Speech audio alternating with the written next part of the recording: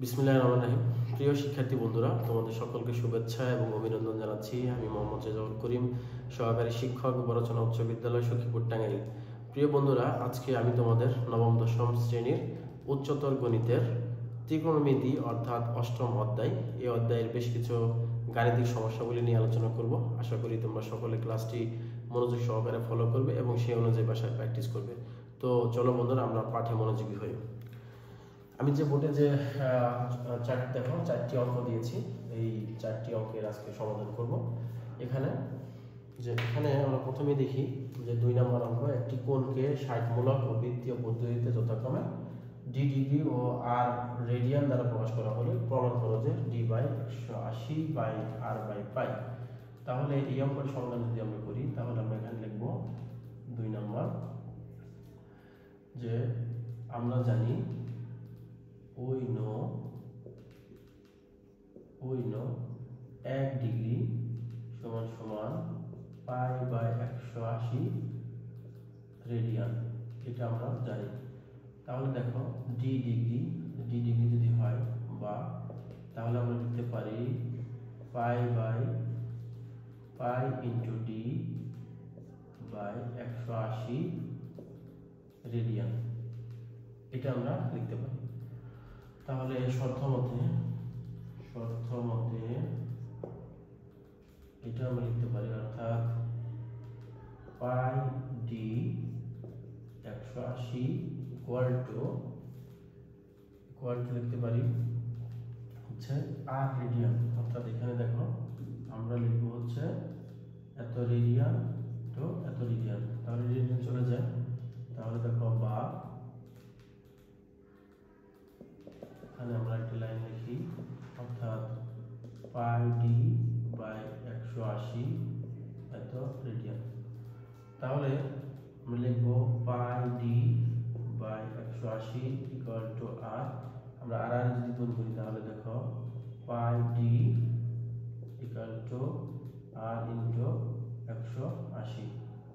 তাহলে দেখো D by কত প্রমাণ করবো আমরা, ডি বাই 180, অর্থাৎ তাহলে আমরা লিখবো d by 180 equal to r by pi, অর্থাৎ আমাদের এটা হয়ে গেল ডি হচ্ছে প্রমাণিত বস্তু, তাহলে প্রমাণিত। তো বন্ধুরা, আমাদের প্রথম কিছু সমাধানটি ছিল যে আমরা জানি 1 ডিগ্রি সমান π/180 রেডিয়ান। তাহলে ডি ডিগ্রি, যেহেতু ডি ডিগ্রি অর্থাৎ পাই বেশি হবে, তাহলে গুণ হয় এত রেডিয়ান। তো ডি মানটা আমরা ডি ডিগ্রি মান এত রেডিয়ান পেয়ে গেলাম। তাহলে শর্ত মতো আমরা লিখতে পারি এত সময় সময় আসছে রেডিয়ান চলে যায়। তাহলে যদি আমরা ক্যালকুলেশন করি, তাহলে এই মানটি আমাদের হয়ে যায়, অর্থাৎ প্রমাণিত। বন্ধুরা, আমি বুটটি মুছে নিচ্ছি। এরপর আমি যদি কি অঙ্কটি আছে, অর্থাৎ একটি চাকার ব্যাস 2 মিটার, চাকার পরিধির আসন্ন মান 4 দশমিক স্থান পর্যন্ত নির্ণয় করো। তাহলে দেখো আমি 3 নম্বর অঙ্কটি যদি সমাধান করি, এখানে 3 নম্বরটি, তাহলে আমরা লিখবো চাকার ব্যাসার্ধ। তাহলে লিখবো দেয়া আছে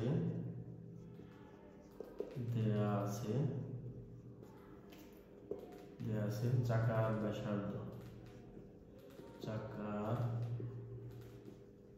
ব্যাসার্ধ আর সমান সমান লিখবো 2 মিটার 3 সেন্টিমিটার। তাহলে দেখো মিটারকে যদি আমরা সেন্টিমিটার প্রকাশ করি, 100 সেন্টিমিটার 1 মিটার প্লাস হচ্ছে 3 সেন্টিমিটার। তাহলে আমরা লিখবো 203 সেন্টিমিটার। এখন চাকার পরিধি আসন্ন মান, তাহলে আমরা জানি অতএব চাকার পরিধি সমান সমান 2 পাই আর। পরিধি সমান আসন্ন মান 4 দশমিক স্থান পর্যন্ত। তাহলে 2 ইন্টু 3.1416, পায়ের মান আমরা লিখবো, আর মান লিখবো 203। তাহলে দেখো এত সেন্টিমিটার। তাহলে এটাকে আমরা যদি একটু ক্যালকুলেট করি, ক্যালকুলেটর দিয়ে, তাহলে আমরা লিখবো 2 ইন্টু 3.1416 ইন্টু 203। তাহলে আমরা পাই দেখো তো 1275 আমরা এটাকে যদি লিখি তাহলে লিখব 1275.4896 এত সেন্টিমিটার। তাহলে এটাকে আমরা যদি মিটারে কনভার্ট করি তাহলে ভাগ 100 দিব, অর্থাৎ 12.7549 এত মিটার। এটাই হচ্ছে আমাদের 480 নম্বর পর্যন্ত স্থানমান। বন্ধুরা দেখো আমি এই দ্বিতীয় অঙ্কটি সমাধান করেছি। চাকার ব্যাসার্ধ এত, এটাকে আমরা সেন্টিমিটারে কনভার্ট করব। 100 সেন্টিমিটার 1 মিটার, তাহলে 203 সেন্টিমিটার হয়। চাকার পরিধির আসন্ন মান 4 দশমিক স্থান পর্যন্ত, তাহলে আমরা পরিধির এখানে মান বসিয়ে দিব পাই, আর এখানে আর এর মানটা বসিয়ে দিই, তাহলে আমরা পাই 12.7549 মিটার। এটি হচ্ছে আমাদের 2 নম্বর অঙ্কের সমাধান। তো বন্ধুরা এখন আমি 4 নম্বর অঙ্কটি করবো। আমি একটু বোর্ডটা একটু মুছে নিই, বোর্ডটা একটু মুছে নিচ্ছি। দেখো 4 নম্বর অঙ্কটা আমরা যদি লিখি যে একটি গাড়ির চাকার ব্যাস এত কিলোমিটার, চাকাটি প্রতি সেকেন্ডে 6 বার করে গাড়িটির গতিবেগ কত, তাহলে আমরা 4 নম্বর অঙ্কটা সমাধান করব। 4 নম্বর অঙ্কটি সমাধান করি তাহলে আমরা লিখব ব্যাসার্ধ, দেয়া আছে ব্যাস, দেয়া আছে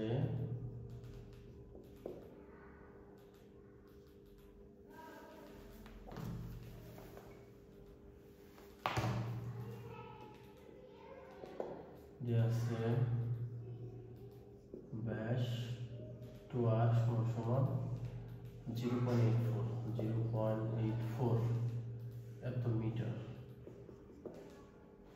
অতএব r equal to 0.42 মিটার।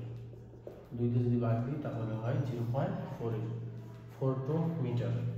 চাকা প্রতি চাকাটি 6 বার করে, তাহলে চাকার পরিধি, অতএব চাকার পরিধি, চাকার পরিধি ইকুয়াল টু 2 পাই r। এটা আমরা লিখব, যেহেতু চাকাটি কয়বার ঘুরে, অর্থাৎ চাকাটি 6 বার ঘুরে, চাকার পরিধি 2 পাই, চাকাটি 6 বার ঘুরে গোলে অতিক্রান্ত দূরত্ব। কিভাবে আমরা লিখব, চাকাটি 6 বার ঘুরলে তার অতিক্রান্ত দূরত্ব, 6 বার ঘুরলে চাকাটি অতিক্রান্ত দূরত্ব 6 বার ঘুরলে চাকা ঘুরলে অতিক্রান্ত দূরত্ব, এগুলি লিখি আমরা অতিক্রান্ত দূরত্ব সমান সমান কি লিখবো 2 পাই r ইনটু 6, তাহলে 2 ইনটু 3.1416 আর গুণ হচ্ছে 0.42 ইনটু হচ্ছে 6, তাহলে দেখো এত মিটার লিখবো আমরা এখানে। তাহলে এখানে যদি আমরা একটু ক্যালকুলেশন করি তাহলে আমরা দেখতে পাই 2 into 3.1416 into 0.42 into 426, তাহলে আমরা লিখতে পারি 15.8336 83 36 64 এত মিটার। তাহলে আমরা 6 বার ঘুরলে অতিক্রান্ত দূরত্ব পাবো এত। যেহেতু প্রতি সেকেন্ডে ঘুরে, তাহলে আমরা লিখবো এখন চাকাটি, যেহেতু আমরা জানি যে চাকাটি একবার তার পরিধি সমান দূরত্ব অতিক্রম করে, আমরা কথাটা লিখি চাকাটি, কথাটা লিখবো এটা কেটে দিই।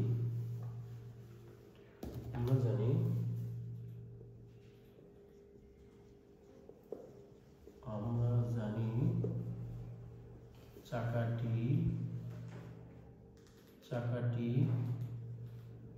একবার ঘুরলে,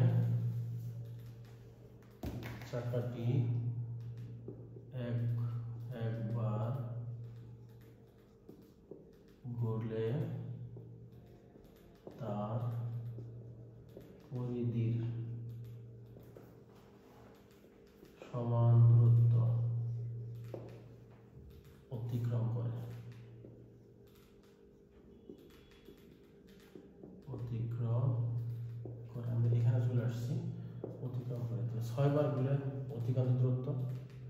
যেহেতু চাকাটা একবার ঘুরলে তার পরিধি সমান দূরত্ব অতিক্রম করে, তাহলে 6 বার ঘুরলে তার অতিক্রম দূরত্ব হচ্ছে এত।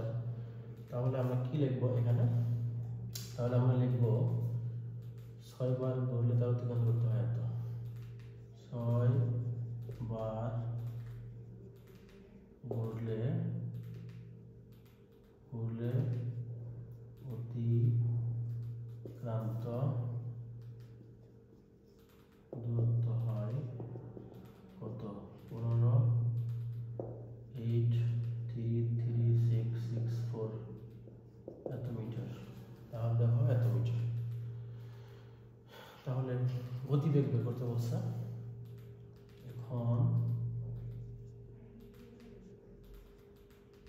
এখন প্রতি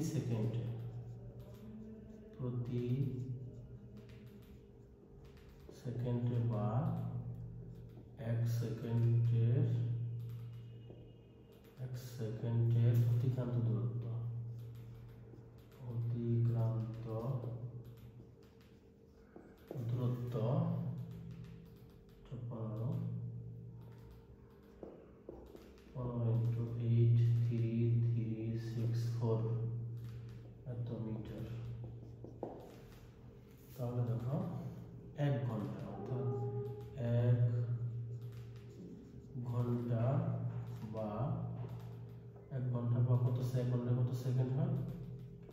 3600 সেকেন্ডের অতিক্রান্ত দূরত্ব হবে। তাহলে 15.8334 ইন্টু 3600 এত মিটার।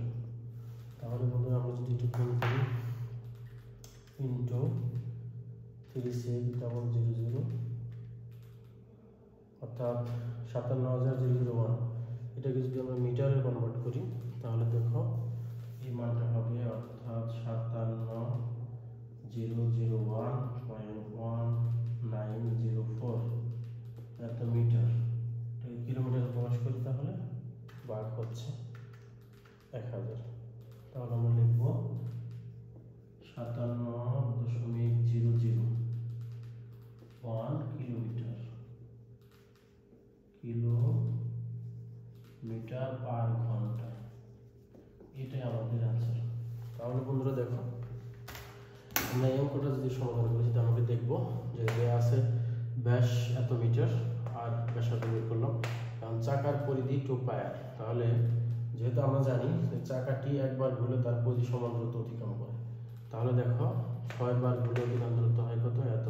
আমরা লিখেছি, তাহলে আমরা লিখেছি যে 6 বার ঘুরলেও চাকার অতিক্রান্ত দূরত্ব হয় এত মিটার। তাহলে এখন প্রতি সেকেন্ডে বা 1 সেকেন্ডের অতিক্রান্ত দূরত্ব হবে এত মিটার।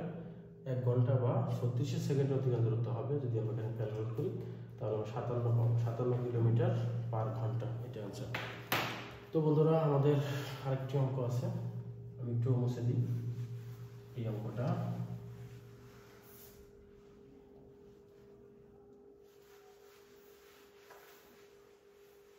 তোমরা ভিডিওটা পজ করে অঙ্কগুলো করবা। দেখো যে 5 নম্বর অঙ্ক, কোনো ত্রিভুজে কোনো 3টি অনুপাত যদি এত এত হয় হলে ক্ষুদ্রতম বৃহত্তম কোণের বৃত্তীয় মান কত? তাহলে 5 নম্বর অঙ্ক এখানে দেয়া আছে।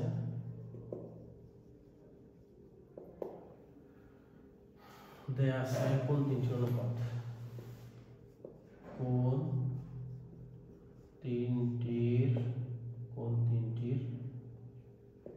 অনুপাত, কোন তিনটির অনুপাত হচ্ছে কত?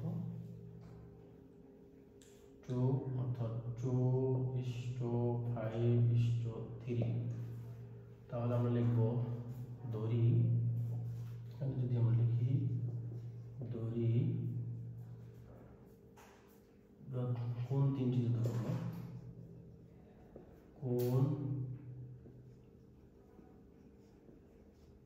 কোন 3টি যথাক্রমে 2x বৃত্তীয় মান, 5x রেডিয়ান এবং 3x রেডিয়ান। তাহলে আমরা জানি যে ত্রিভুজের 3 কোণের সমষ্টি 180 ডিগ্রি। আমরা জানি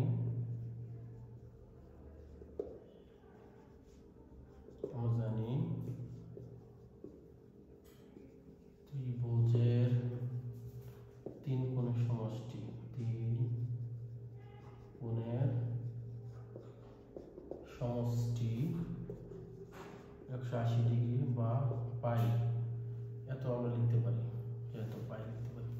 তাহলে শর্ত মতে কত লিখবো আমরা, 2xc plus 5xc plus 3xc সমান সমান লিখবো আমরা পাই সি। তাহলে আমরা লিখবো 3, 5 এবং হচ্ছে 2, অর্থাৎ 7, 10 xc equal to pi c, বা অতএব আমরা x চলে যাব, x সমান সমান পাই বাই 10 লিখবো। তাহলে x এর মান কত পেলাম আমরা, পাই বাই 10। তাহলে বন্ধুরা এখন এখানে আমি একটু মুছে দিই, যেহেতু কোন তিনটি মান দিতে হবে, অর্থাৎ বৃহত্তম এবং ক্ষুদ্রতম কোণের মান দ্বিতীয় মান যেহেতু বলছে, তাহলে অতএব 2xc সমান সমান 2 ইন্টু পাই বাই 10, কি লিখবো আমরা, পাই বাই 10 এত সি। তাহলে দেখো এটি যদি কাটা যায় তাহলে পাই বাই 5 এই মানটা আসবে। আবার আমরা লিখতে পারি অতএব 5c সমান সমান 5 ইন্টু পাই বাই 10 এত সি। তাহলে আমরা লিখবো কত, পাই বাই 2, পাই বাই 2। আবার অতএব আমরা কি লিখবো, যে কত, 3xc সমান সমান 3 ইন্টু পাই বাই 10 এত সি। তাহলে আমরা লিখবো হচ্ছে 3 পাই বাই 10, 3 পাই বাই 10। এই ছিল আমাদের তিনটি কোণ। আর বৃহত্তম যে কোণটি সেটি হবে, তাহলে আমরা এখানে একটু চলে আসি, তাহলে আমরা লিখবো ক্ষুদ্রতম বৃহত্তম কোণের বৃত্তীয় মান, অতএব